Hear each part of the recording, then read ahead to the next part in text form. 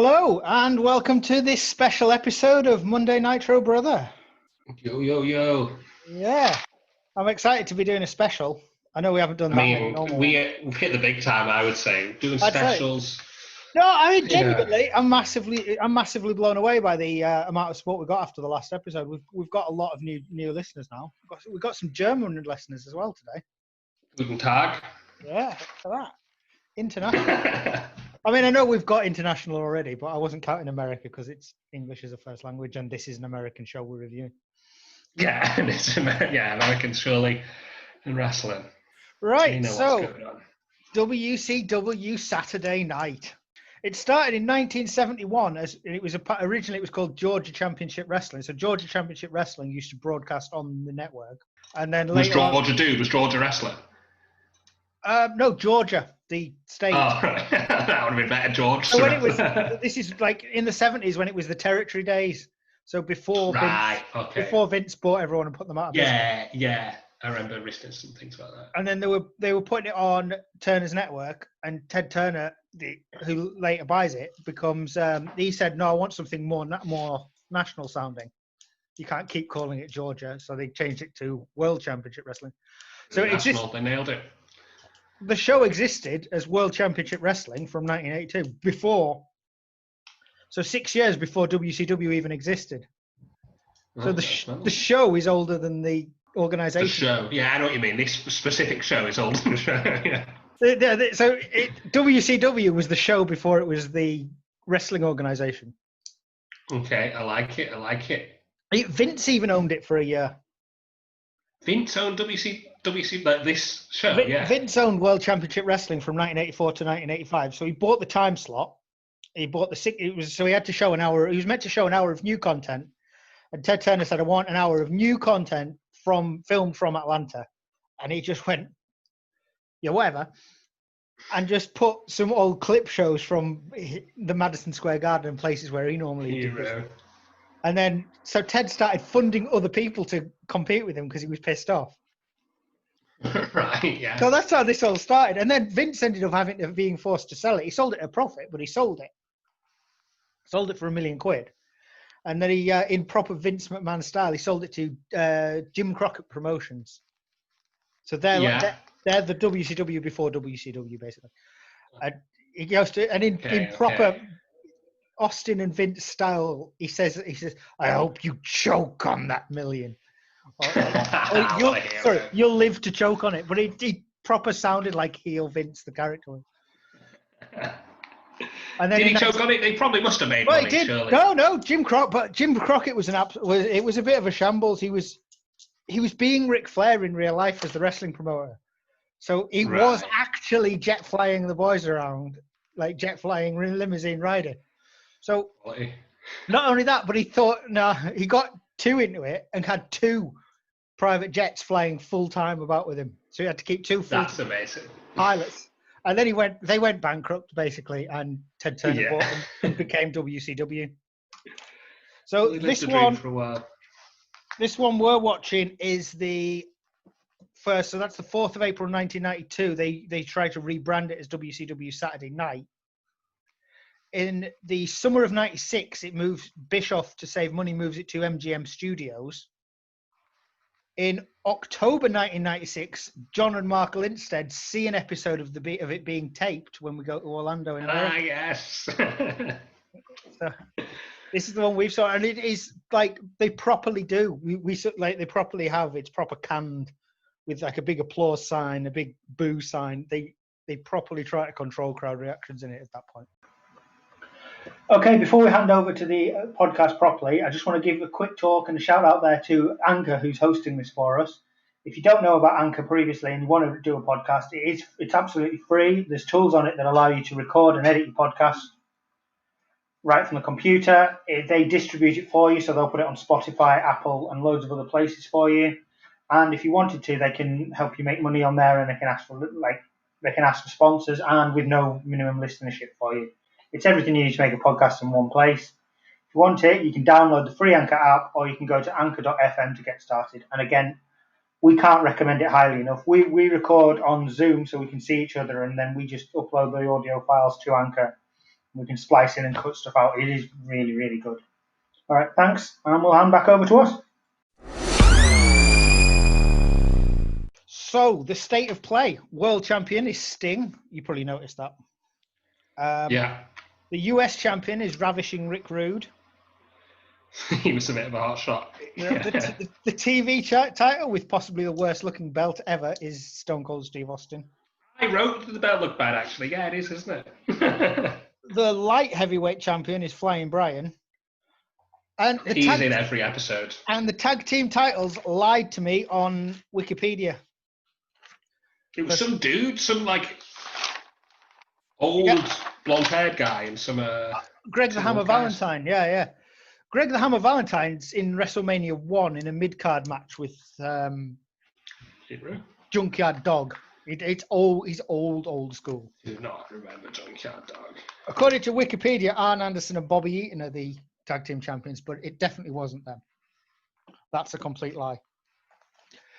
WCW at the time, WWF filmed their WrestleMania 8 the night after this show. Right, okay. Okay, so on the WWF card, so this is what WCW were competing with at the time. Shawn Michaels beats Tino Santana. I'll buy it. No, he's not. Shawn Michaels is only just becoming a thing, so he's not. Right, okay. Undertaker's obviously beats because it's WrestleMania, but Undertaker beats Jake the Snake Roberts. Becomes good match. 2-0 for the streak. 2-0, yeah. Just got a while to go, like. Bret Hart wins the Intercontinental title off Rowdy Roddy Piper. And some big matches. Yeah, I watched that as a kid and loved that match because Piper has him in his finisher, the sleeper hold. Bret Hart runs off the turnbuckle, jumps back, and pins him. I sort of remember that. I've got a bit of that. It's awesome. Some weird match. Big Boss Man, Hacksaw Jim Duggan, Sergeant Slaughter, and Virgil beat the Mountie, the Nasty Boys, and the Repo Man. And sounds rubbish. Jimmy Hart's still managing the heels at this stage. He's managing the baddies for that. Lex Luger's in the WWF at this point. Where were we in our normal timeline? What year was that we were in normally? 95. So this is gone back 3 years. But he's not allowed to fight yet because he's just left WCW. So at this point, Luger's doing a promo in WrestleMania promoting the World Bodybuilding Federation for Vince. Hero. Right. As a way of getting around his contract. Yes. The next match will shock you. So it's the championship title match. Who do you think Randy Savage is facing in WWF? Randy Savage, WWF. It's Hogan. He's taking on the WWF champion Ric Flair.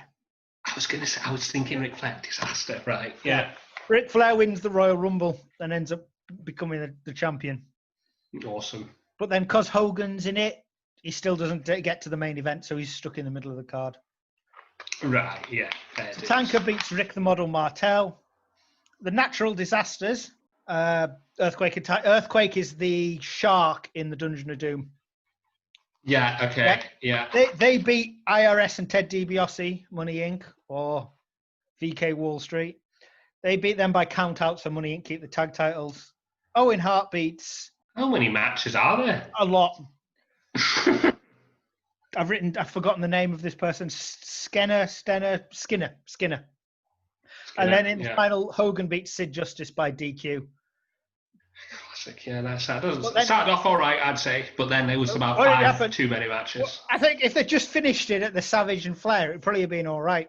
There's no need for that random, Hogan's match is terrible. He throws the manager at Sid Vicious, or Sid Justice he is now. He throws Sid Justice's manager at him and wins, and he wins by DQ.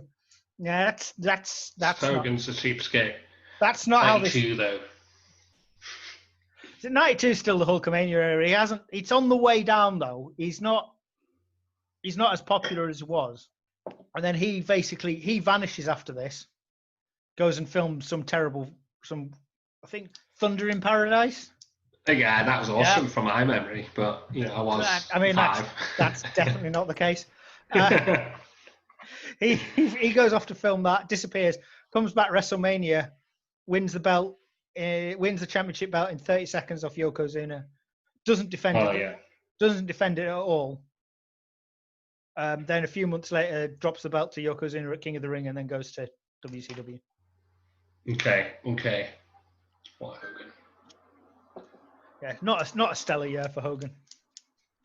No, there is. The clip at the very start of this, is it Jushin Thunder Liger and Brian Pillman? You play. Let me just play. I'm just going to launch it. It's like the first 2 seconds of it. Yeah. So I could never. Just then, I could never get that guy's name from the commentators. From you just then, not going to get. Because they don't talk about it, but it's the start of Nitro as well, isn't it? Oh yeah. Well, like in this episode, right? We're playing now, guys. By the way, if you want, but first few minutes is a bit boring anyway. There's a lot of flashbacks in this episode, I would say, which is good because sort of let me know what's going on. Because we have no idea. Nitro doesn't really do that. Nitro is Nitro's just expected to keep up, but this does give you a bit of background. Bischoff's the backup announcer at this point. He's nailing it. To be honest, he's looking like he's taking it proper seriously. This Bischoff. Jim Herd, like a news presenter.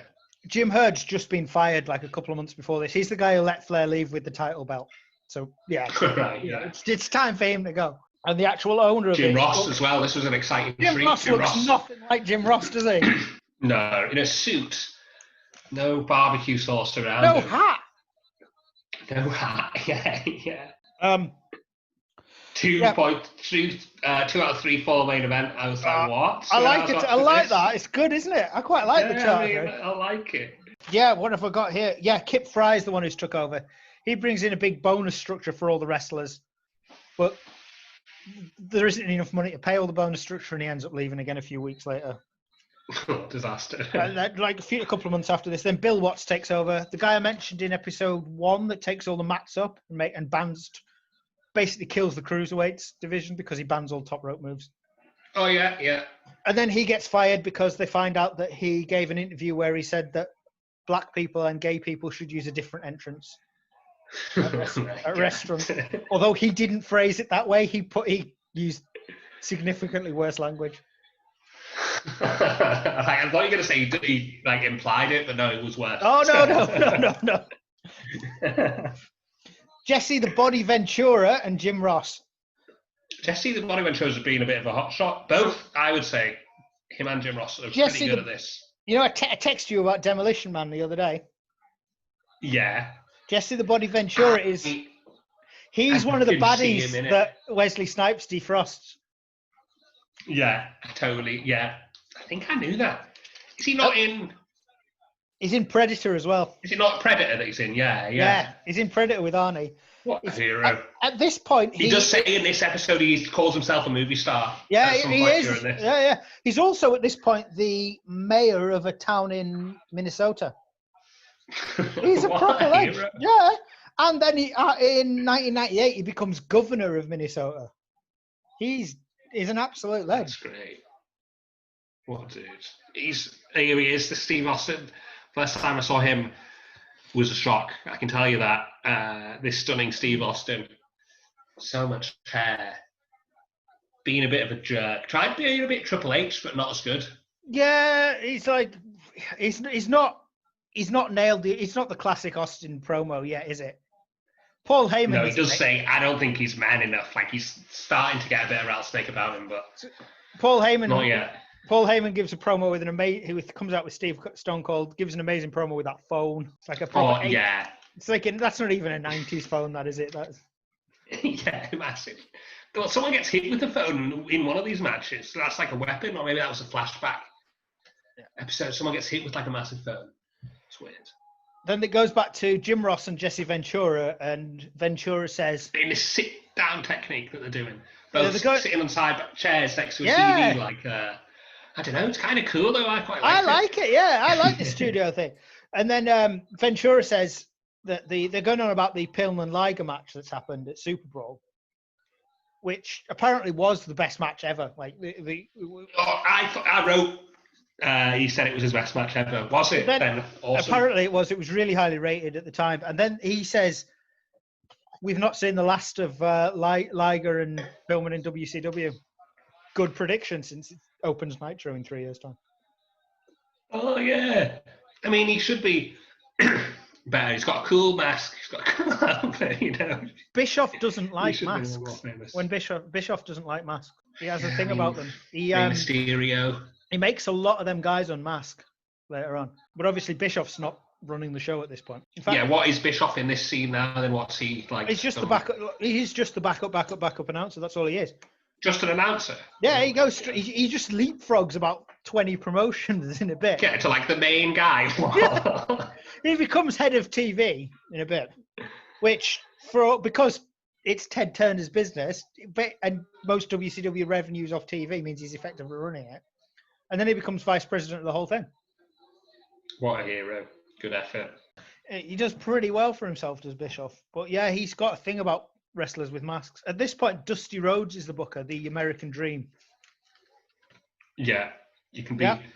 We played a lot of wrestling games recently. Wrestling 2019, because you can't play 2020 because it's awful. So, then Dusty Rhodes makes an appearance every now and yeah, then. he's an absolute legend. He's only just come back from WWF. He has amazing entrance music. He came back from WWF because he originally got fired because WCW had a no blood policy, and he got pissed off with it. So he got I think the Road Warriors to run out and jab a spike through his eye. What? And then blood, like obviously not really, but like, and then blood went everywhere, and then he got fired and went to WWF for a bit. I don't want to watch that. And then Vince made him dress in stupid clothing and lose all the time. He didn't push Dusty didn't get anyone in WWF really. Right. And then they said you can come back to WCW, but because he used to be the head writer and a wrestler, and they were like, yeah, you can be the booker, but you always put yourself in the best part. Just book. So he's the one writing most of these storylines at this stage. Right. Okay. Yeah, you would put yourself in the best spot. Well, I mean, when Kevin Nash takes over as booker, he basically immediately decides to beat Goldberg, doesn't he? So. Is that what? I didn't know that. Yes, that's amazing. What a hero! Even better. Here we go. Flying Brian, who is on every episode so far. So he's nailed it. He has an entrance, but the other dude doesn't. Seems like a bit harsh. Yeah, it's at that point you realise it's not looking good, is it? For the other What's guy. he called? Brad Armstrong. He didn't make it, did he? Oh, they look the same though. He does make it. He's part of the. He becomes later.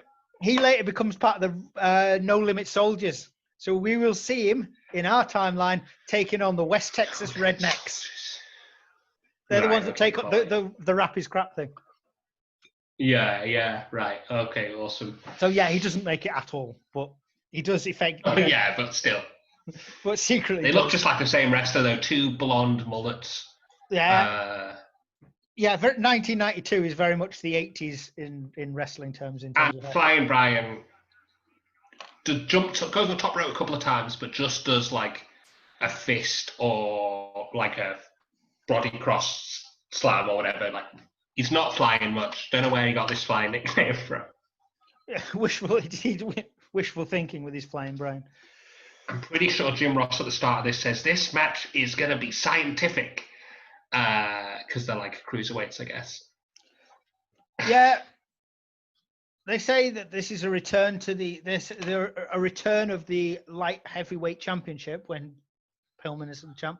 But it didn't exist prior to 1991. That's a complete lie. Is it? Yes, they done me with that lie. He won it off Liger. Then he loses to Scotty Flamenco, who becomes Raven. Becomes Raven, yes. Yeah, Raven beats off What's this he guy. called? Scotty Flamenco. What a cool, upbeat name for Raven. Yeah, I know, right? And then this Brad Armstrong guy wins it. And then December 92, they retire it. Just stop writing about it. Well, that guy, Bill Watts comes in and kills it, doesn't he? Because if you ban all the top rope moves, what's the point in them? Oh, yeah, right, yeah. He did not think that through, did he? This isn't a very good match, I would say. There's way too many holds. There's a lot of holds, isn't there? It's not. Yeah, it's WCW in the 80s is known for technical wrestling, and they get a big following of that old school technical It's like wrestling. actual wrestling, isn't it? I suppose doing that stuff. Yeah. Closer to. I'd be up for closer doing to- that though. If that was done in Cockermouth School, Yeah, be all over it. That's it. It looks more legitimate wrestling, doesn't it? WWF Suppose. is so. That's what we're seeing, I think, in our timeline. So It is boring. Like, what we're seeing in our timeline is we've got a lot of the old school WCW fans that are used to this, and then they see Hogan with his leg drop of doom, just boo the shit out of him. Because if you're used to this, like this guy can't wrestle for shit. Fly Ryan just done a pretty sweet Frankensteiner there. That's pretty to old. be fair to him. That's pretty good, yeah. He does an amazing drop kick, doesn't he, as well? Like Brian, he's got. Yeah. What I would keep an eye out for is I've wrote good wrist action from the ref during the 3 count. So keep an eye out for that. I think he jazzes it up a little. Oh, nice. I wrote. Ventura used to be a commentator in WWF. I think he's learnt the word maneuver off Vince, because Vince McMahon calls everything a maneuver because he doesn't know what the moves are. And Ventura starts doing that. He says maneuver about 20 times in this.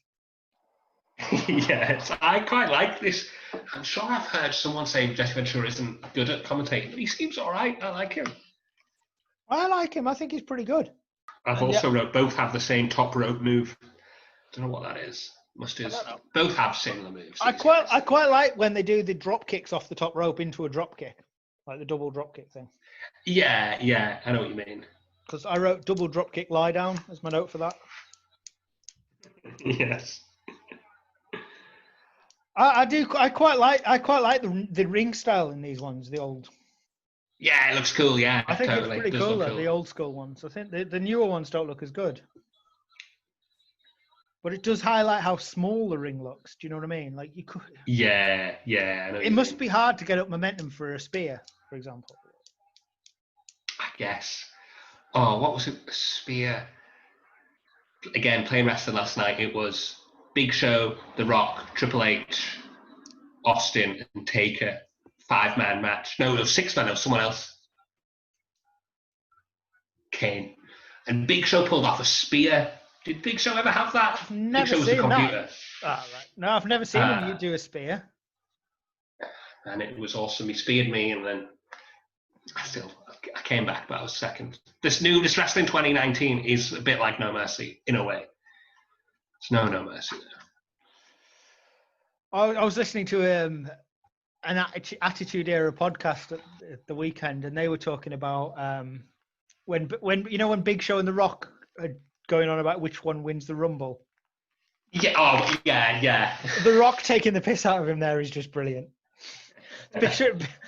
Big Show's there going, I've got video evidence that Rocky's feet touched the floor, and he starts showing all this video evidence, and Rocky goes, I've got video evidence, and he starts going, yeah, it's just him pretending to cry. Yeah, I do remember that. Yes, he's the best at promos, isn't he? There's no denying that. You can't beat The Rock at promos now, no way. Anyone even close? Austin was okay. I think, probably. Austin not on the mic though, is it? It's just Austin's whole persona. It's his character. He gets catapulted, doesn't he? Like he just manages to do something, and it's I don't know what happens. He goes from this guy to he just rocks up, insults people, stuns them, and then. I mean, absolute hero. I mean, we're going to get to it when it's Austin's match, but his moveset, I can tell you now, he's improves drastically from when he goes to WWF. Yeah, it's a very different Stone Cold Steve Austin, isn't it? Oh, yeah, it's upsetting. It's all Owen Hart. This match is still going on, though. This is quite a long match, isn't it? It is a long match. Compared to some of them, one of these matches is about a minute later on. I think we missed one, I think didn't they show a suplex and that was it from a match? No, there's like a full match that's like, or maybe it's tag team one actually. There isn't. Yeah, there's this is just it just goes on and on. But if you took out the rest holds and submissions that aren't submissions. It'd be an awesome match if they took out that. It'd be like a 1 minute amazing high flying cruiserweight match. It'd be incredible. Yeah. Hey, Keep an eye out for that 3-pin. So I wrote this. When they do that crossbody, Brian. Crossbody. That's what I was trying to think of before. Flying Brian does a crossbody off the top rope, and if you look, Armstrong starts falling way too early. Like it's, he's basically cuddling him down. You're falling over. You could have just moved or hit him, but you're falling way too early to make it look choreographed. There's a couple of bad moves throughout this episode, I would say. Cactus Jack was a bad one later on. Oh yeah. The worst backbreaker I've ever seen is one. Is that the Cactus Jack match? Yeah. I wrote in this one. He says spinning martial arts kick, and I was like, that's not a martial arts kick. It's a shit kick. I refuse to accept that. As a martial artist, I would be massively offended about that. I was like, no, because martial artists don't run at people off the ropes, because that's not what happens in real life, right? Yeah, maybe that's where you're going wrong, though. Is it? I mean, if you're only fighting people in a ring, it's useful, but if I'm in a ring fight, I'm going to the top rope no matter what. What if someone tries to go wrong? What if someone tries to mug me and I'm not in a wrestling ring? I mean, this. I like the flying clothesline to win. Mm-hmm. I do like Brian's. Flying Brian does a good clothesline. I mean, he should do a good flying. I mean, it's okay, isn't it? Do a backflip though or something. Come on, it's cruiserweight. I think that flip up where he jumps onto the ropes is pretty good. Yeah, true. That was pretty good, actually. So yeah, Flying Brian won. That was obvious from the start, there, wasn't it? The guy didn't get an entrance. Yeah, yeah. The champion comes out, and there's a guy already in the ring. You already know who's in that match. Absolutely. It goes back to the studio. They're talking to Ron Simmons. Do you know who Ron Simmons is? No, I didn't, and then I saw him when he come out. Yeah, I saw him come out, and then I totally do. But what's he called? Farouk. So I wrote Acolytes as from APA. Yeah. He becomes, because he's leader. It looks the same, basically, in like 20 years, whenever this is later on. It secretly looks the same. Yeah. He's because they become the Nation of Domination with The Rock, don't they? And then. Oh, I forgot about that. Yeah. Then The Rock kicks him out, and then he goes through a bit of being just Farouk. But then the Acolyte Protection Agency is amazing. Yeah, that was awesome, wasn't it? What was it? Farouk and Bradshaw. And Bradshaw was like one of the owners or something now, isn't he? Or something weird. He's big. He's part of the training, I think. He's a lot of that. Oh, I thought he was like some sort of main one. Maybe not. Yeah. He's big. He's like fights. I think he's important in it anyway.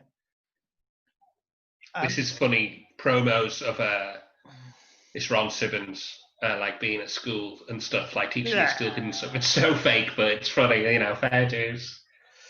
Well, he did have a big football career.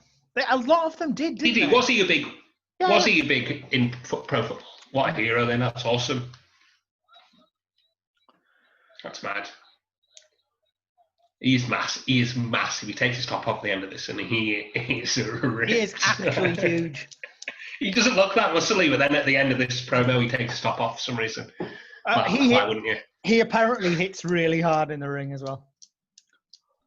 Look at the stage. He's got 24-inch python. Oh, shit. There is a thing on YouTube. If you Google Acolytes versus, and I'm trying to think of the name, there is an ECW tag team. Public Enemy. Acolytes versus Public Enemy. And Public Enemy don't want to do the spot, right? They don't want to go through a table or something in the end, right? They don't want to do the ending the Acolytes laid out. So the Acolytes just kick the shit out of them for real. And it is brutal. It is absolutely brutal. It's worth checking out on YouTube. It's proper. How old are we talking? Is that like before Acolytes or after, when they were older? Acolytes. This is when they're the Acolyte Protection Agency, I think. Oh my God! What were they in Acolytes? Did you say ECW though? No, the Public Enemy came over from ECW, but they don't last long after this. Okay. So Acolytes just done. They get really pissed off. Ron Simmons is in a dodgy-looking suit now, isn't he? It's a weird-looking suit, but I did write good speech. It sounds like a bit of a hero, this Ron Simmons. I like his style.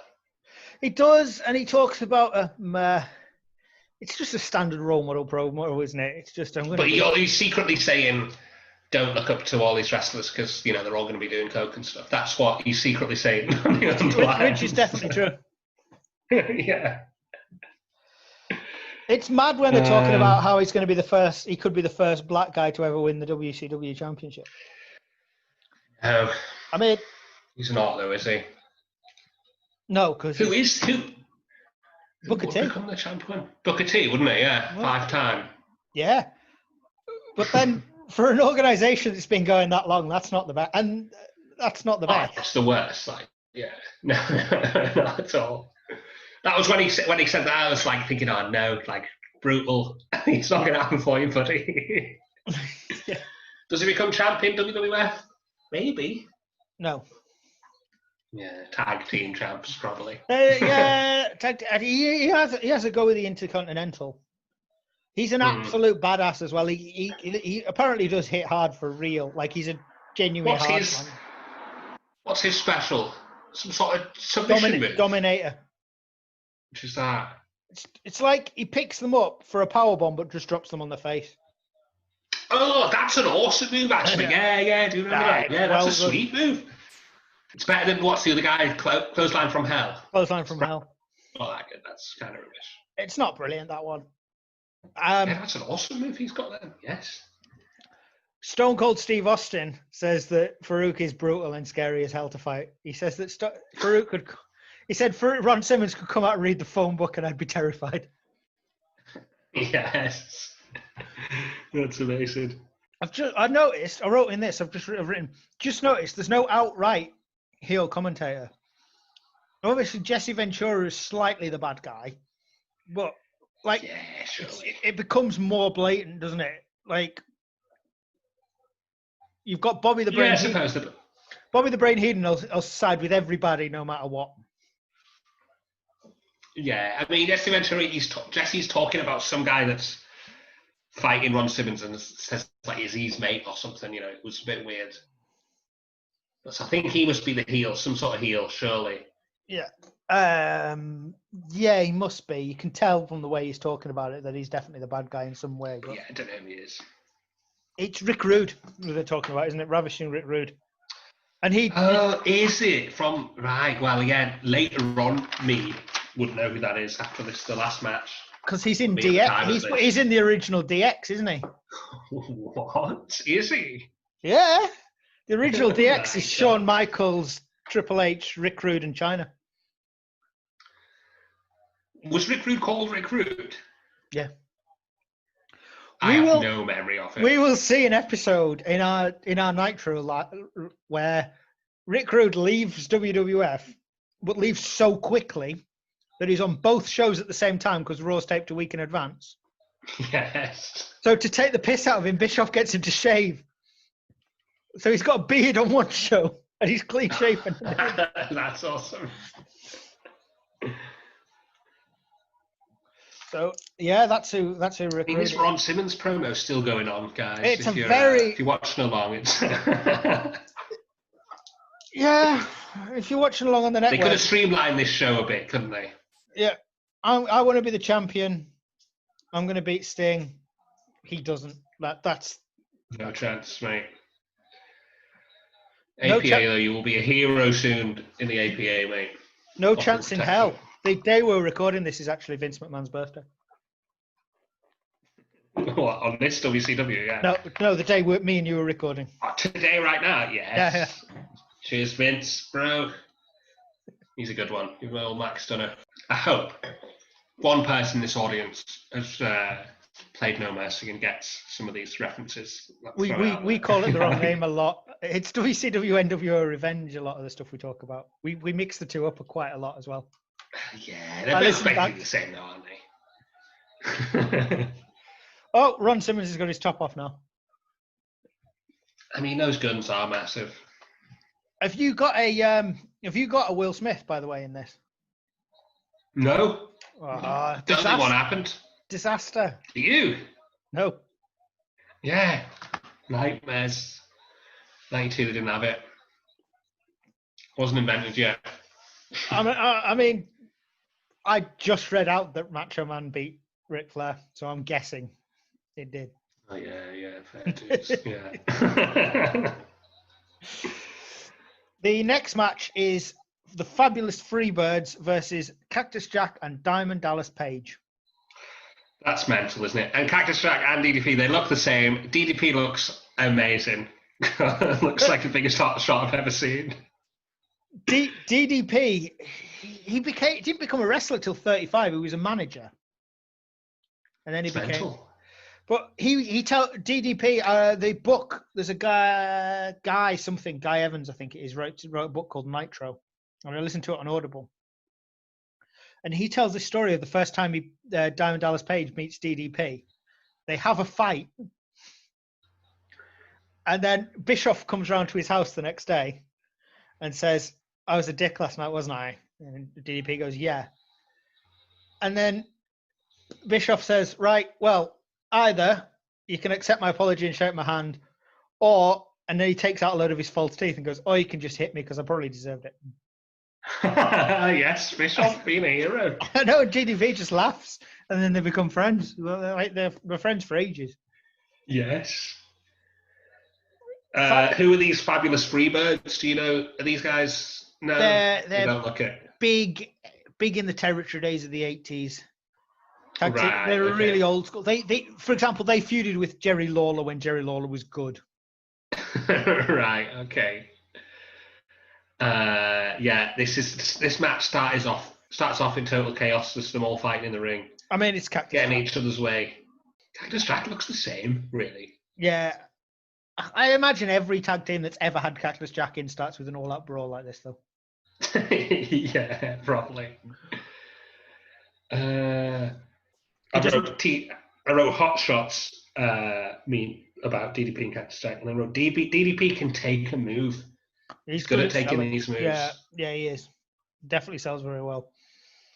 The start of the match, so Cactus Jack's been thrown out. Double back body drop, double team by the Freebirds. They do look pretty cool, the Freebirds. I'll give them that. I mean, I guess. I mean, because I've only watched later wrestling, I'm definitely rooting for DDP and Cactus Jack here. Oh, 100%, yeah, because I know them. Cactus Jack even pulls off a bang bang when he's walking out. I thought that was good, he's keeping that up this whole time. Yeah, he's pretty awesome. He's about to have an amazing feud with Vader, isn't he, in WCW? So they have some brutal as hell matches where they do some crazy shit. Vader comes up as a promo in this, and Vader's a bit of a badass. Vader's the number one, he's the number one baddie at this point in WCW. Mental. WWF really remember Vader. They don't use him well in WWF. He's a monster for like a week, and then they just sort of forget about him a bit. Look at this. Looks like Cactus Jack sort of forgets to tag in DDP. Well, they must have been doing something, but... They do some rapid tags, though. DDP and Cactus Jack work quite well as a tag team. I mean, they're no rock and sock connection, obviously. Yeah. Yeah, quite. Best tag team. Who do you reckon the best tag team is? What do you say to that? For moves, or who do I like the most? Just in general, who do you like the most? The New Age Outlaws, obviously. Yeah, that is a great answer. Let me try and think of some. Wasn't Rock and Kane a secret tag partnership for a while? Kane was in about 1 million tag teams and turned on everyone all the time. Take this tag team partnership out. Rey Mysterio and Billy the Kid. Oh yeah, is that a real thing? I think so, yeah. Oh. Well, they probably had one match that I remember, but in 2002, there's the tag team of Shawn Michaels and Stone Cold. That's got to be up there. Oh, that sounds mental. Yeah, that's pretty good. They win the belts. Yeah, that is pretty good. That's pretty good. Well, you can't beat as a tag team. Oh, Harlem Heat are pretty amazing. Harlem Heat are good, yeah. New Age Outlaws, though, are the ones. They are, aren't they? I mean, yeah, there's no beating them. Road Dogg can't wrestle for shit. But every New Age. It's the Outsiders though as well. Oh, there we go. Yes. Actually. Yeah. Yeah. Okay. The Outsiders, maybe. Yeah. They are just as they are funny. Yeah, they're just good. Yeah, they've got it all. Good got good moves and good, promos.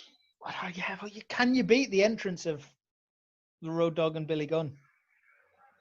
Oh, we missed the end of this match by talking about tag teams. Whoops. Yeah. I forgot this was the shortest match ever. It was a short match. The Freebirds win with a DDT. It just looks like a normal DDT. DDT on DDP. In fact, DDP's already doing a forward roll before the DDT hits. It's so obviously not a good DDT. Yeah, it wasn't that good. I assume Freebirds have good music. That's what I wrote as well. That's my last thing. I did assume going into that Cactus Jack and DDP were going to win, just because of who they are. And who I also wrote so many blonde mullets during. There's a lot of blonde mullets. There is a hell of a lot. Back to the studio. More flashbacks. Yeah. But during this flashback, I had an actual human flashback of Ricky the Dragon Steamboat having his toy, I think, he's got some green pants in this. Oh, you did have that. I remember it. There's no way we watched There's no way we ever watched that, though. Yeah, no, I think I just had the toy of him in those pants, and I was like, oh my, mental. So, Ricky the Dragon Steamboat's best matches were in the 80s. There's no way yeah, he did look quite old in these. Yeah, you would have been, what, 3 when the 80s finished? So it's not really. Yeah, it's not going to happen, is it? But I definitely had his toy, and Yeah, I remember you did. I guess. I remember that green pants toy, actually, now you say it. But yeah, him and Flair. He's coming out with the ninja behind him. That's just incredible. This whole thing, if this is what's going to happen, where it's like, it's Ricky the Dragon like hits some woman or something. Is this the flashback? Like some woman comes into the ring, he hits her, he's spraying out about it, and then some guys come beat him up. I don't know. I've for some reason not got much in the way of notes in this match. I do like that. Bro. Oh no, that's later on actually. I just wrote long flashback for this one. It is a long flashback. There's Ricky the Dragon Steamboat and Ric Flair. They're the original Starcade. No, they're not. That's a note I've got for later on. But they have some amazing matches in the late 80s. Like 1 hour time limit, like matches that go over an hour. So like before the Iron Man match was ever a thing, they were just doing it. But that sounds like a long, boring match. Yeah. Oh, yeah. This is I do remember an Iron Man match being awesome with. Who would it have been? Bret Hart. I'm going to guess. It's going to be Bret Hart and Shawn Michaels. Yeah. Because this Rick guy kills this Rick Rude, actually, this Ricky the Dragon, like hangs him over the side of the ring. Rick Rude tries to do the Rude Awakening with this strap. So Ricky the Dragon drags him about the ring by the neck and then effectively hangs him, doesn't he? It's brutal. Yeah, tucks over the side of the ring while hanging like by his neck from this rope. It's pretty dark. Yeah, it is. How ripped is Rick Rude? Oh my God, yeah, so ripped. He's an absolute hero. I have no memory of Rick Rude though, in the slightest. Sounds like a lie that he was in DX. Oh, I'm not having it. I'm telling you, he was. He just used to introduce them and stand there. But if you look at early DX promos, he stood behind them in a suit all the time. That's just amazing. They've nicked that now. They do that on modern day SmackDown 2020. What? Just ninjas. This shit. Yeah. Here we go. This ninja hits him with the phone for some reason. Yeah, that made absolutely no sense. Here he is. Rick Rude's coming out now. What's this? I've wrote Rick Rude versus, and then I forgot who the person is. So. Yeah, he comes out and calls everyone a country bumpkin, doesn't he? Which is amazing. I wrote what a sexy man should look like. Yeah. And then I wrote, he is ripped. Like, I wrote, unbelievably ripped, especially for 92. Who the hell is he fighting? So we both agree on that. Yeah. They don't mention it, do they? Even the WWE Network says singles match for Rick Rude. They don't bother with. That's quality. This Although must I've be. also wrote, I don't know what this is though. Jim Ross says something like some woman was in a place where a man should be, or something like that, being sexist. And then Jesse calls him out and says, like, oh, that's a bit sexist. Ross. I'm like, hey, good effort, dudes. Jim Ross, that's not the end of Jim Ross's sexism. Oh, yeah, but you know. You know, we're not, but I suppose we're just at normal wrestling at this point. We're not at Mae Young giving birth to a hand type of wrestling. Here he is. He's taking his top off now. Jesus. Yeah, he's roided up six-pack right there. Fairly sure he leaves the WWF around the time of the test steroid scandal, because it's like, well,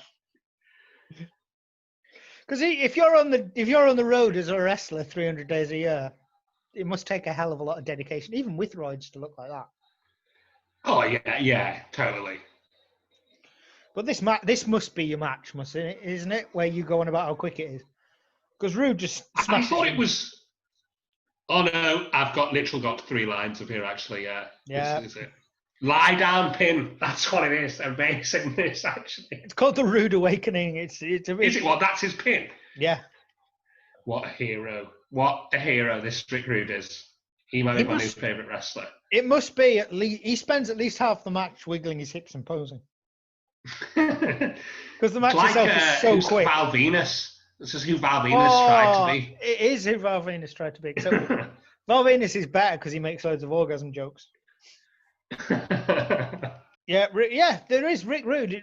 Rick Rude does a suplex and goes back to more posing. I'm not missing anything out of this match. That is exactly what happens in it. Yeah, this guy hasn't done anything yet. No. And, he's just getting absolutely brutalized. I mean, 30 years later, and the WWE Network hasn't even bothered to give him a name. And he was like a back. Oh, here we go. It wasn't even like a good move. It was like a back neck breaker for the pin there. But I think it is. I think it's put over as a good, not many people kick out of it type of thing. I think the Rude Awakening. Okay. Yeah. Oh, that's the Rude Awakening, that move as well. Yeah. Oh, I thought you meant just this pin was called. No, that. Yeah, that was the quickest match ever. Oh, and then it cuts to a Bischoff promo talking about WWE Magazine. Yeah. Don't really know what that's about. It's mental. It's like a news commentary, isn't it? It's mental, that. But I guess, but then there's no internet, is there? I'd buy the magazine. I guess. I mean, I get it. Yeah, I get it. It's better than paying $1.49 a minute for the phone site. Yeah. What would you ask when you phone them up? Like, what's going on? What's Rick Rude up to? Do you reckon you get to speak back, or do you reckon it's just recorded messages? I reckon it's. I don't reckon you get to talk. I think it's. I'll just tell you, like, oh, Rick Rude ate some steaks today. Yeah, I think it's like that. Yeah, genuinely. Right. They're talking about the Sting versus Vader feud at the moment. I think. And then Vader says he has a PhD in pain. Yes, which I liked a lot. Vader is. He was the world champion. He's the guy who's with his Harley Race. The old guy that's with. Race. Yeah. So he was the. Who's that? He was the world champion back in the 70s. Him and Flair are the ones that main event Starrcade. So Starrcade's the WCW WrestleMania. The first ever Starrcade, it's Flair and Harley Race. Like, he was the old school champion that sort of passed the torch on to Flair. Right. Okay. What's it called? Starrcade. Starrcade. You must have played it. Heard of that? Yeah, you definitely have. It's in WCW, NWA. I've been arena in WCW. You'll hear it loads when we watch the Nitros, because Bobby the Brain Heenan always calls it the granddaddy of them all. Right. Okay. As an event. It's showing a flashback here of Vader and Sting. Vader looks a bit of a hotshot. He is a badass, isn't he? He pulled off a bit of a sweet reversal to Sting there. Yeah, that's a lot of power. And again, Vader's big in Japan, and he will full on just smash you in the face. When he goes to WWF, that's part of his downfall. Because Shawn Michaels won't work with him. He says he hits too hard. Really? Like he says he's just too stiff a worker. He'll just smash you. And obviously Shawn Michaels has got enough backstage power, and he's like one of the top guys, so you can't. Oh, brutal for him. Shawn Michaels screwing everyone over. He is a jerk. I'm not gonna lie. Shawn Michaels is a jerk backstage. This Sting promo is Sting promo is shite on my face. Sting is He's so no young. Vader. Sting looks so young. Yeah, he is super young. Yeah, he looks like Vader will kill him. yeah. Does he? Who knows? What's for the championship, isn't it? Yeah, I mean, I don't even know. I think Vader might win. Hope so. I mean, I know who. Realistically, what's going to happen is Ric Flair's about to leave WCW. I mean, Ric Flair's about to leave WWF, and then he'll become the champion. And then Hogan will join, and he'll become the champion. Yeah, forever.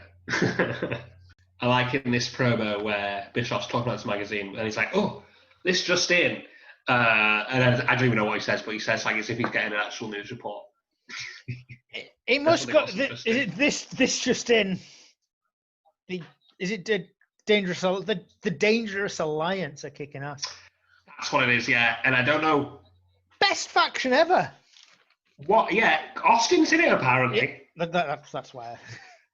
Yeah, it's Rick Rude, Stone Cold Steve Austin, Arn Anderson, Bobby Eaton, and do you remember Larry Zbyszko? He was the absolute shittest wrestler on NWO Revenge. Old guy, massive forehead. Nah. No, he has a match with Bischoff later on for Control and wins Control of WCW. Right, okay.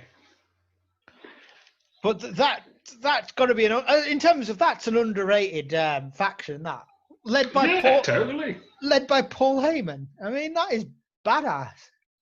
They're much better than whatever what's in this. What are they called? The ones we're watching normally. Faction of. Doom, the Dungeon of Doom. Yeah, the miles better. Dungeon of Doom. They're much better. These guys can actually wrestle. Yeah. I mean, you got Austin. Yeah, they're going to be the biggest hot shots.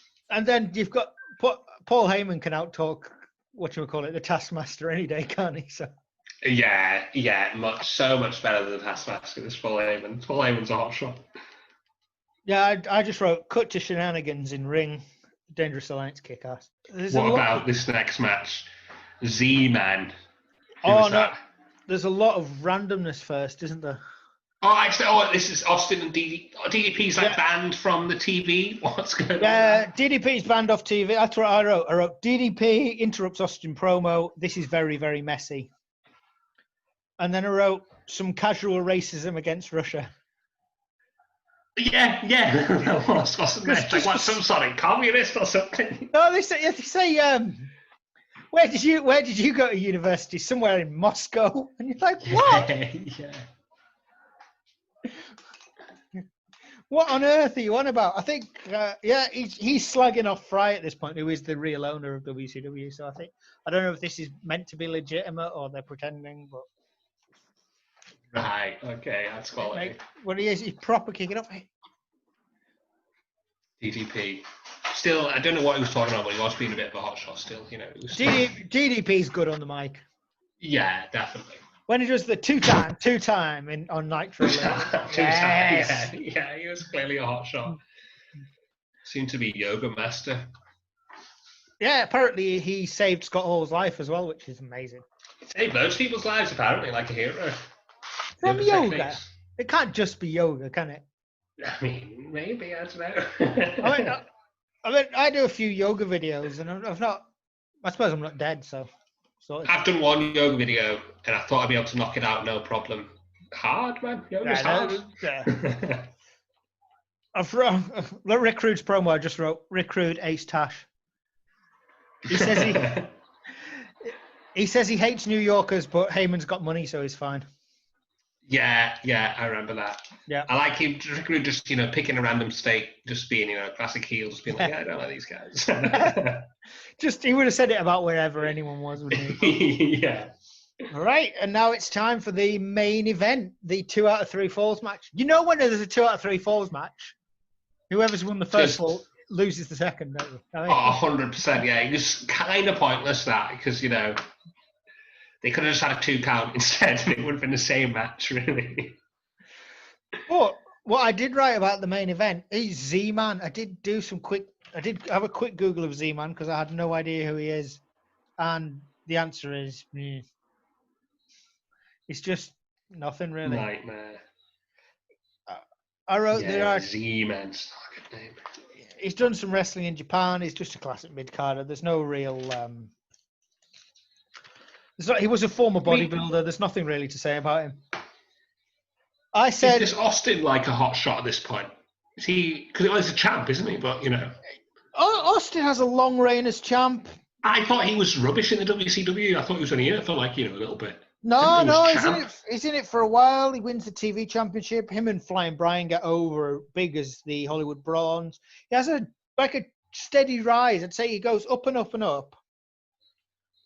And then Hogan gets signed. And then Hogan brings in all his friends. Right, okay. And people to feud with. Which doesn't really leave space for the up-and-coming talent they've got. But they should have. Well, Hogan secretly made Austin, in a way. I mean, this is it. Austin then goes... Paul Heyman leaves early 93, sets up ECW. And then when Austin gets fired, Paul Heyman's like, why don't you just come here? And Austin's like, I'm injured, I can't even wrestle. And Paul's like, I don't care. And then... Can you do a stunner? He just says, come out. If you're pissed off with WCW, come out and just say what you feel. And basically, Paul Heyman teaches Austin to be Austin. Right, amazing. So he learns to cut a promo there. He learns the stunner when he's in ECW. And then, but it's this version of him, the one against Z-Man here, is the one that comes in. So he's the ringmaster when he joins WWF. So, I mean, really, Owen Hart makes Stone Cold because he injured him. Because he injures him. It's that limited moveset means all he can really do is very short brawler style matches and shit where he just runs out, stunners you and leaves. Stuns out, sticks the middle finger, stunners you, sticks the middle finger up and walks off.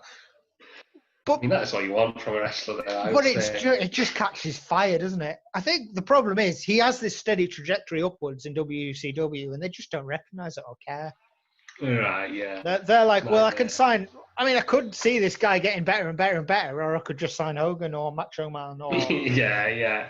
Literally anyone ever who's worked in WWF. If he'd had the same rise in WWF first, they'd have kept him or bought him, wouldn't they? It's that... Yeah. I mean, they're pulling off some moves, Austin and Z-Man, during this fight, but I don't know, it's not the best of matches again, I would say. I like where I've put Z-Man, there are chants for Z-Man, and I wrote the average age of the Z-Man chant sounds about 6. I mean, I wrote so many boos for Austin, I think, so yeah. But the crowd that are chanting for Z-Man sounds so young. I've never seen that at a wrestling match. They say that Austin's perhaps the greatest television champion in history. He's the television champ, the main championship belt, or is this Intercontinental style? It's lower than Intercontinental. Right, okay. The US title that Rick Rude had is the Intercontinental. This is more like the European belt.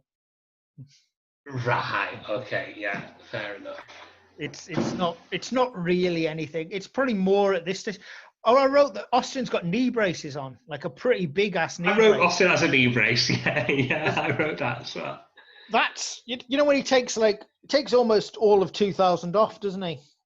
That's why he has a really bad knee injury. So he's obviously been working in pain for a while. I mean, I listened to a podcast, I think it was Hogan's or maybe even Austin's podcast, and it was him and Hogan saying they're basically always in pain. It was brutal. But then Austin has a broken neck to deal with as well as this, doesn't he? Like, Yeah. Jesus, man. Yeah, I wrote, television belt looks like a toy. But Ventura at this point says, why hasn't Z-Man worn him down before he's trying all these pinning combinations? He's an idiot. And you're like, it's a valid point, but that's every wrestling match you need to show. Well, you got to go for a sneaky pin sometimes. They go on. I wrote Austin taps out during a submission twice during. Yeah, that's a tap out when you're tapping your arm. It's a definite and he taps out on the mat at one point as well. They go on about how chokes are illegal in this. Now, yeah, I remember that. Yeah. If chokes are illegal, what's a sleeper hold? Because if it's a chin lock, you can't put them to sleep with that. So it's a sleeper hold. Yeah. And this comes up later on in WWF in the year 2000. That's how Kurt Angle's streak gets beaten by an illegal choke by Taz or something. But I don't really understand it. I don't understand how you can't choke someone, because if you're allowed submissions. Yeah. Because that's a lot of people's specials are the sleeper hold.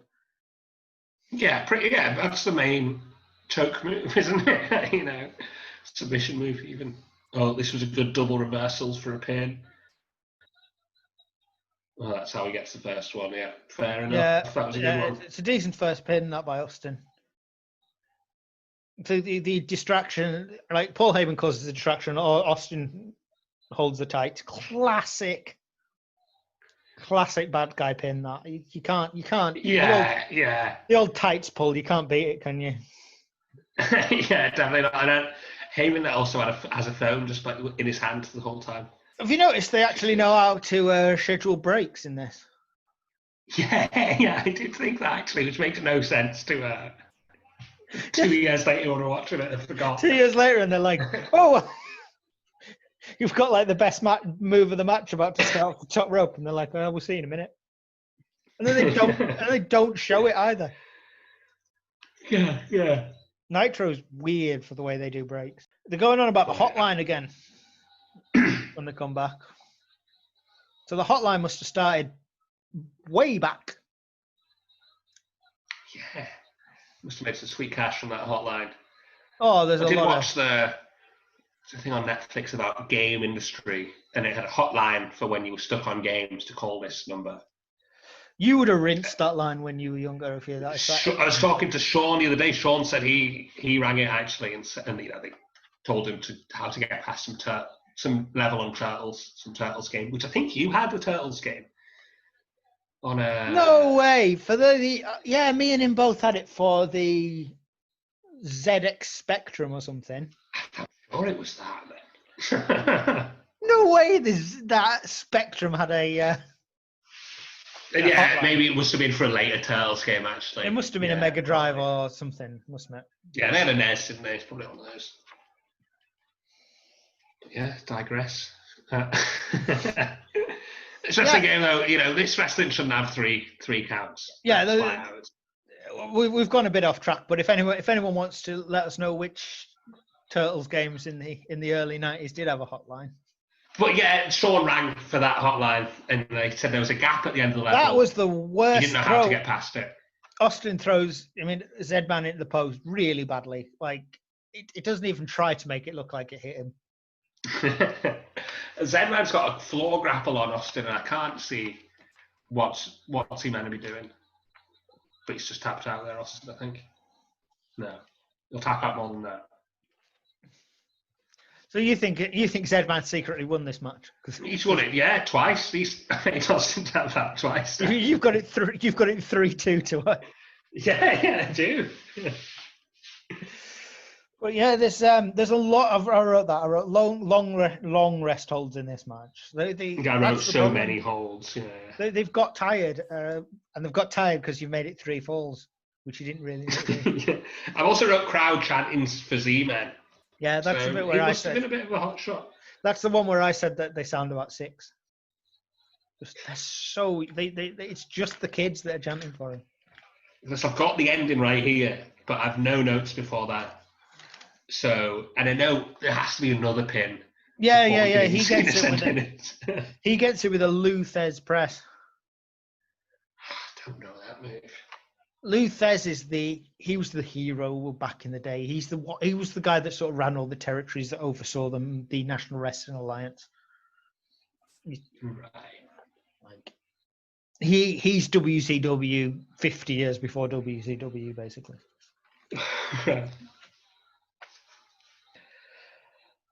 People bang on about how great a wrestler Austin was before his accident. Well, before Owen Hart was a jerk and broke his neck. Yeah, sounds like a lie, doesn't it? I'm not saying he just looks like the same. He just looks like every other wrestler on this show. Yeah, totally. Other than he doesn't have a mullet. No Flying Brian. Yeah. Other than he doesn't have a mullet, you can't. Yeah, but that's good. That's true. Flying Brian's technically well more gifted. I would say so. Yeah. I mean, Flying Brian dies before Austin becomes big, but. Oh, does it? Oh no. Yeah. Drugs. Yeah.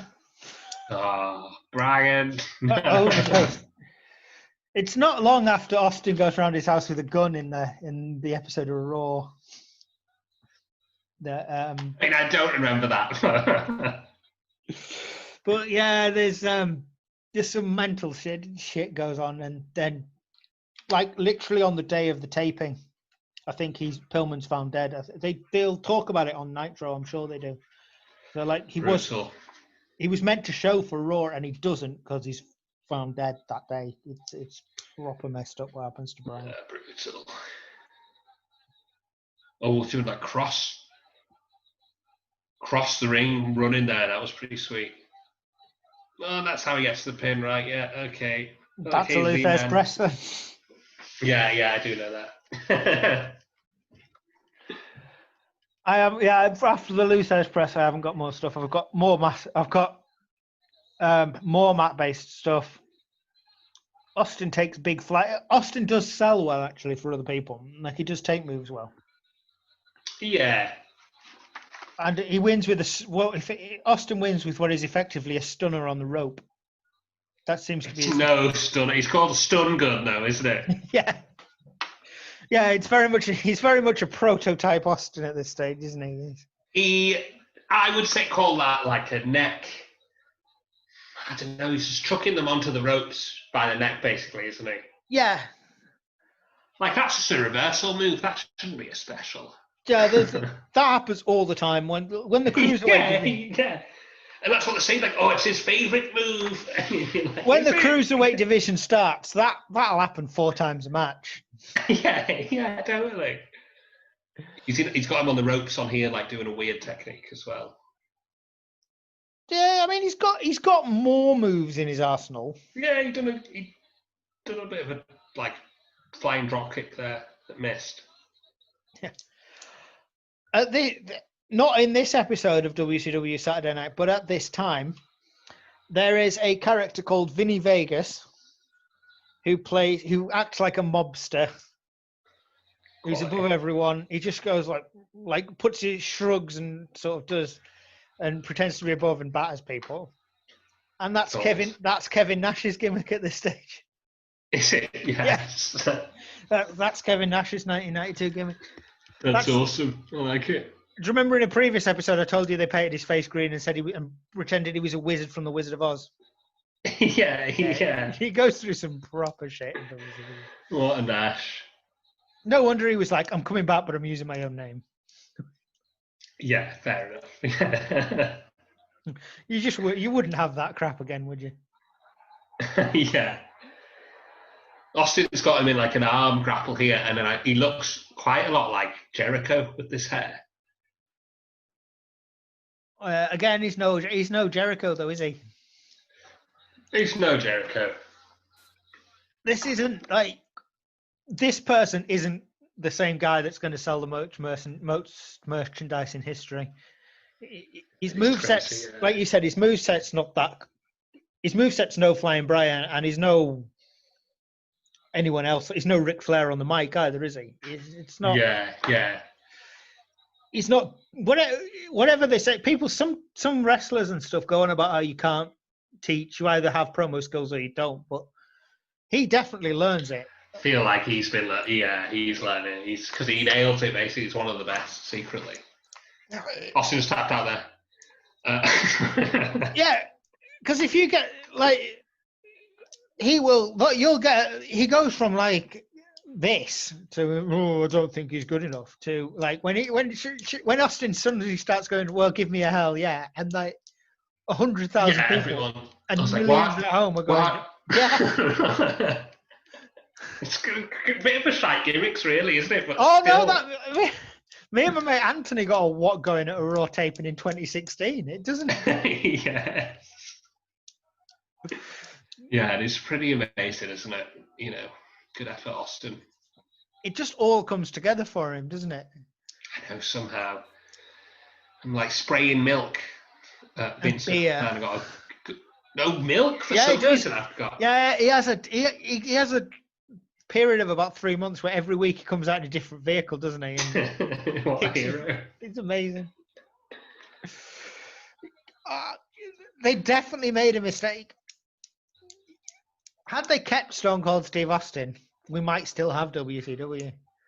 I know, yeah, it is crazy. That's mental to think about it. They fire Stone Cold, and the only reason they lose after an 83 weeks in a row, Nitro lose to Raw, is the Stone Cold versus Vince. Yeah, that is mental. But maybe Stone Cold wouldn't have been able to as much of a hot shot. No. But even if you just paid Austin a normal contract, he'd probably have stayed and.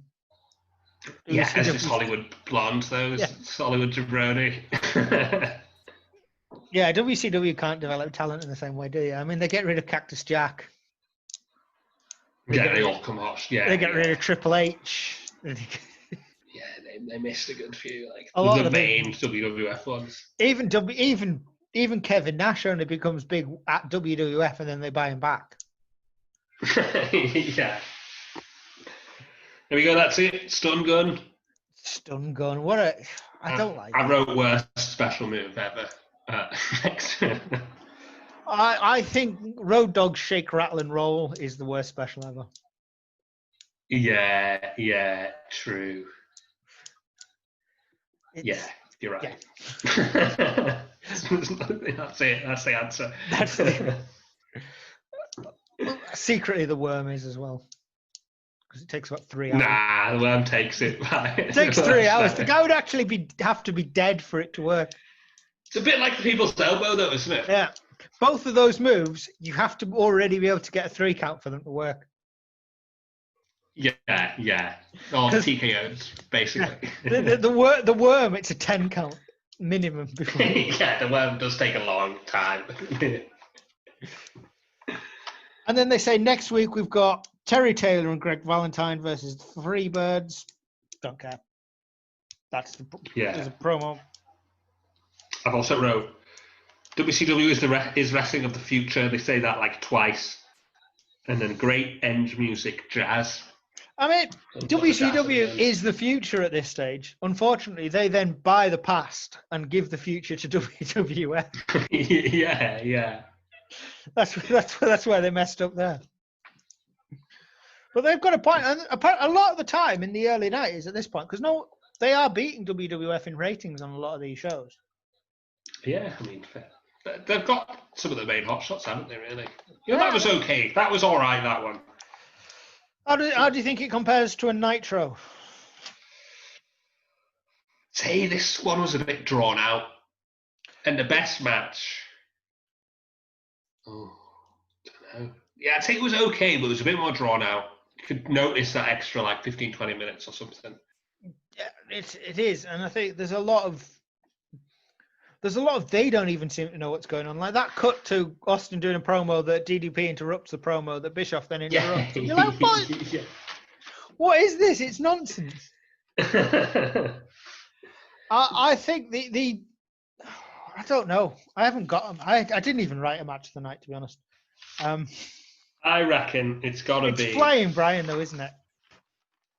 Probably, but that Rick Rude versus Unknown, I'm going to go with that. I do like squash matches. They should bring squash matches back. Yeah. I like them. I like it when, like, Goldberg wouldn't be anything without them. Without a team that's how he got that shit out of record, someone, isn't it? Yeah. Yeah. That and lying. Yeah. But yeah, I like matches where someone just gets the crap battered out of them for a minute. Yeah, totally. That's good. Like I said in a previous one, I'd love them to bring back the gimmick. Like when Undertaker used to beat the shit out of someone, stick them in a body bag and carry them off. Brilliant. Sold on that. Yeah, totally. That's an absolutely brilliant match. Or like when Bossman used to beat the shit out of them, handcuff them to the ring and then carry on beating the shit out of them. Again, brilliant. Yeah.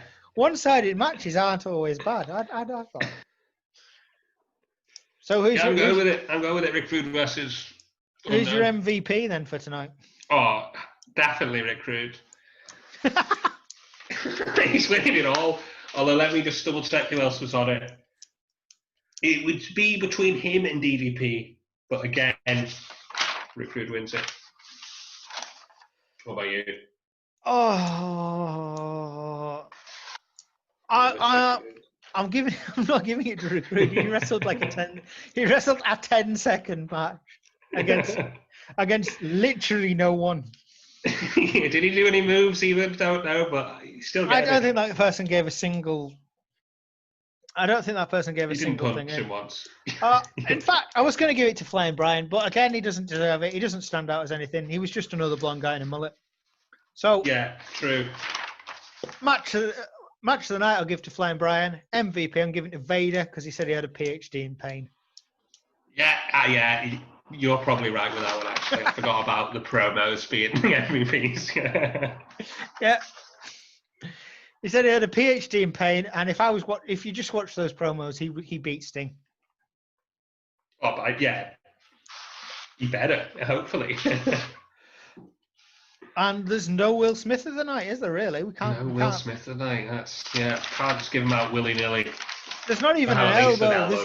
There's not any sort of elbowing maneuver that you could even. Oh, Flying Brian, one of those two guys would have sorted something out, but yeah.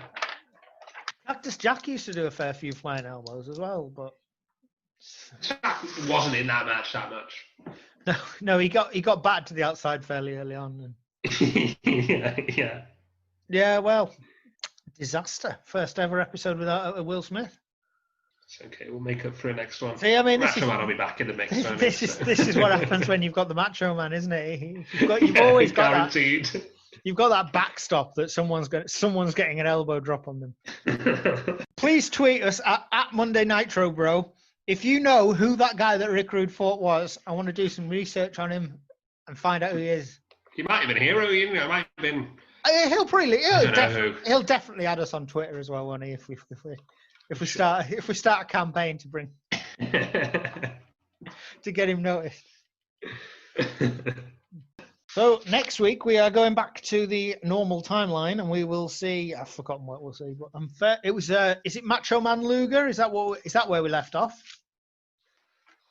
What about Luger? Yeah. Oh yeah, yeah. Unfortunately, after that highly technical wrestling skill we just watched. Yeah. It's going to be a world of difference when you see Lex Luger in the next one. Oh no. Yeah. There'll be some other secret gems, though, won't there? I'm sure. Again, the cruiserweights smash it out the park for WCW. But this episode was a bit of a treat. DDP, Cactus Jack, and Austin. It was a treat. I did enjoy it. I was getting bored towards the end. I'm not going to lie, because. Oh yeah, me too. The in-ring action was very samey. Yeah, and this was the second time I've watched it today.